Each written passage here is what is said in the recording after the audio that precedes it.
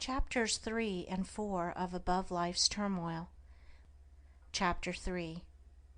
The Overcoming of Self. Many people have very confused and erroneous ideas concerning the terms the overcoming of self, the eradication of desire, and the annihilation of the personality. Some, particularly the intellectual who are prone to theories, regard it as a metaphysical theory altogether apart from life and conduct, while others conclude that it is the crushing out of all life, energy and action, and the attempt to idealize stagnation and death. These errors and confusions, arising as they do in the minds of individuals, can only be removed by the individuals themselves, but perhaps it might make their removal a little less difficult for those who are seeking the truth, by presenting the matter in another way.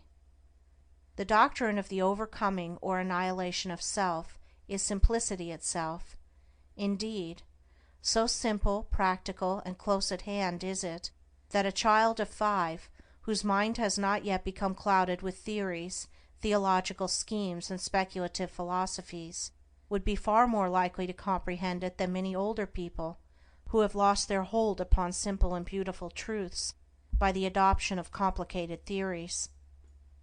The annihilation of self consists in weeding out and destroying all those elements in the soul which lead to division, strife, suffering, disease, and sorrow. It does not mean the destruction of any good and beautiful and peace-producing quality.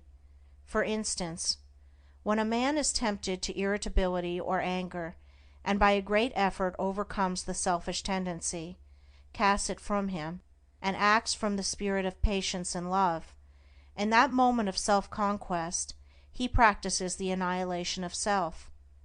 Every noble man practices it in part, though he may deny it in his own words, and he who carries out this practice to its completion, eradicating every selfish tendency until only the divinely beautiful qualities remain, he is said to have annihilated the personality, all the personal elements, and to have arrived at truth. The self which is to be annihilated is composed of the following 10 worthless and sorrow-producing elements: lust, hatred, avarice, self-indulgence, self-seeking, vanity, pride, doubt, dark belief, delusion. It is the total abandonment, the complete annihilation of these 10 elements, for they comprise the body of desire.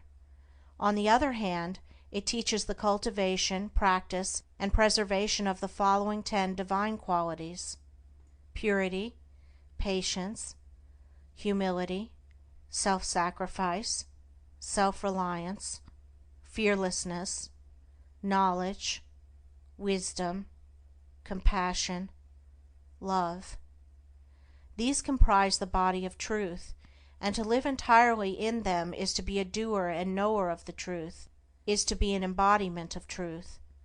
The combination of the 10 elements is called self or the personality.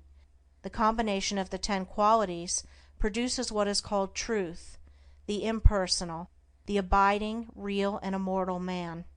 It will thus be seen that it is not the destruction of any noble, true, and enduring quality that is taught, but only the destruction of those things that are ignoble, false, and evanescent. Neither is this overcoming of self the deprivation of gladness, happiness, and joy, but rather it is the constant possession of these things by living in the joy-begetting qualities.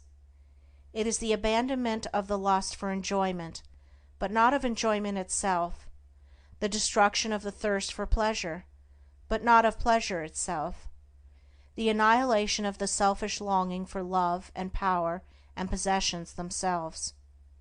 It is the preservation of all those things which draw and bind men together in unity and concord, and far from idolizing stagnation and death, urges men to the practice of those qualities which lead to the highest, noblest, and most effective and enduring action.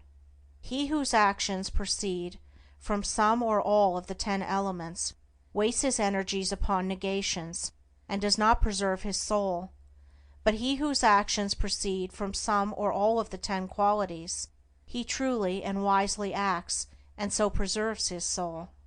He who lives largely in the 10 earthly elements, and who is blind and deaf to the spiritual verities, will find no attraction in the doctrine of self-surrender, for it will appear to him as the complete extinction of his being. But he who is endeavoring to live in the 10 heavenly qualities will see the glory and beauty of the doctrine, and will know it as the foundation of life eternal. He will also see that when men apprehend and practice it, industry, commerce, government, and every worldly activity will be purified, and action, purpose, and intelligence, instead of being destroyed, will be intensified and enlarged, but free from strife and pain. Chapter 4. The Uses of Temptation. The soul, in its journey towards perfection, passes through 3 distinct stages.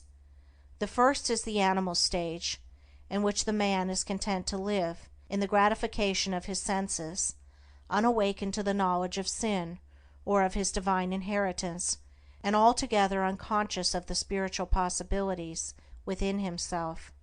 The second is the dual stage, in which the mind is continually oscillating between its animal and divine tendencies, having become awakened to the consciousness of both.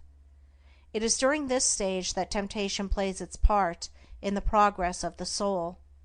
It is a stage of continual fighting, of falling and rising, of sinning and repenting, for the man, still loving and reluctant to leave the gratifications in which he has so long lived, yet also aspires to the purity and excellence of the spiritual state, and he is continually mortified by an undecided choice. Urged on by the divine life within him, this stage becomes at last one of deep anguish and suffering, and then the soul is ushered into the third stage, that of knowledge, in which the man rises above both sin and temptation, and enters into peace. Temptation, like contentment in sin, is not a lasting condition, as the majority of people suppose. It is a passing phase, an experience through which the soul must pass, but as to whether a man will pass through that condition in this present life, and realize holiness and heavenly rest here and now, will depend entirely upon the strength of his intellectual and spiritual exertions, and upon the intensity and ardor with which he searches for truth. Temptation, with all its attendant torments, can be overcome here and now, but it can only be overcome by knowledge. It is a condition of darkness, or of semi-darkness. The fully enlightened soul is proof against all temptation. When a man fully understands the source, nature, and meaning of temptation, in that hour he will conquer it, and will rest from his long travel. But whilst he remains in ignorance, attention to religious observances and much praying and reading of Scripture will fail to bring him peace. If a man goes out to conquer an enemy, knowing nothing of his enemy's strength, tactics, or place of ambush, he will not only ignominiously fall, but will speedily fall into the hands of an enemy. He who would overcome his enemy the tempter must discover his stronghold and place of concealment, and must also find out the unguarded gates in his own fortress where his enemy effects so easily an entrance. This necessitates continual meditation, ceaseless watchfulness, and constant and rigid introspection, which lays bare, before the spiritual eyes of the tempted one, the vain and selfish motives of his soul. This is the holy warfare of the saints. It is the fight upon which every soul enters when it awakens out of its long sleep of animal indulgence. Men fail to conquer, and the fight is indefinitely prolonged, because they labor, almost universally, under 2 delusions: first, that all temptations come from without, and second, that they are tempted because of their goodness. Whilst a man is held in bondage by these 2 delusions, he will make no progress. When he has shaken them off, he will pass on rapidly from victory to victory, and will taste of spiritual joy and rest.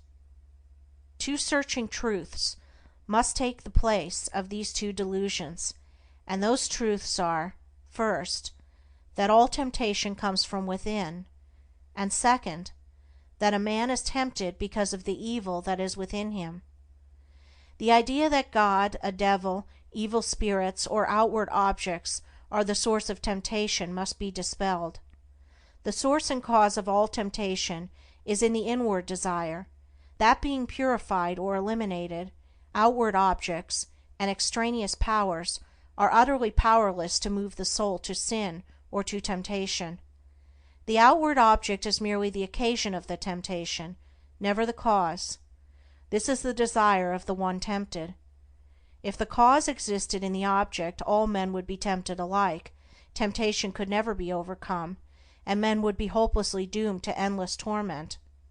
But seated, as it is, in his own desires, he has the remedy in his own hands, and can become victorious over all temptation by purifying those desires. A man is tempted because there are within him certain desires or states of mind which he has come to regard as unholy. These desires may lie asleep for a long time, and the man may think that he has gotten rid of them, when suddenly, on the presentation of an outward object, the sleeping desire wakes up and thirsts of immediate gratification, and this is the state of temptation. The good in man is never tempted. Goodness destroys temptation. It is the evil in a man that is aroused and tempted. The measure of a man's temptations is the exact register of his own unholiness. As a man purifies his heart, temptation ceases, for when a certain unlawful desire has been taken out of the heart, the object which formerly appealed to it can no longer do so, but becomes dead and powerless, for there is nothing left in the heart that can respond to it. The honest man cannot be tempted to steal, let the occasion be ever so opportune. The man of purified appetites cannot be tempted to gluttony and drunkenness, though the viands and wines be the most luscious. He of an enlightened understanding, whose mind is calm in the strength of inward virtue, can never be tempted to anger, irritability, or revenge, and the wiles and charms of the wanton fall upon the purified heart as empty, meaningless shadows. Temptation shows a man just where he is sinful and ignorant, and is a means of urging him on to higher altitudes of knowledge and purity. Without temptation, the soul cannot grow and become strong, there could be no wisdom, no real virtue, and though there would be lethargy and death, there could be no peace and no fullness of life. When temptation is understood and conquered, perfection is assured, and such perfection may become any man's who is willing to cast every selfish and impure desire by which he is possessed into the sacrificial fire of knowledge. Let men, therefore, search diligently for truth, realizing that whilst they are subject to temptation, they have not comprehended truth and have much to learn. Ye who are tempted, know then that ye are tempted of yourselves. For every man is tempted when he is drawn away from his own lusts, says the Apostle James. You are tempted because you are clinging to the animal within you, and are unwilling to let go, because you are living in the false mortal self, which is ever devoid of all true knowledge, knowing nothing, seeking nothing but its own immediate gratification, ignorant of every truth and of every divine principle. Clinging to that self, you continually suffer the pains of three separate torments: the torment of desire, the torment of repletion, and the torment of remorse. So flameth Trishna, lust and thirst of things. Eager, ye cleave to shadows, dote on dreams. A false self in the midst ye plant, and make a world around which seems blind to the height beyond, deaf to the sound of sweet airs breathed from far past Indra's sky, dumb to the summons of the true life kept for him who false puts by. So grow the strifes and lusts which make earth's war, so grieve poor cheated hearts and flow salt tears, so wax the passions, envies, angers, hates, so years chase blood-stained years.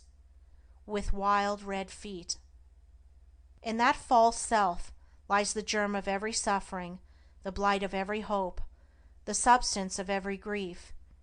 When you are ready to give it up, when you are willing to have laid bare before you all its selfishness, impurity, and ignorance, and to confess its darkness to the uttermost, then will you enter upon the life of self-knowledge and self-mastery.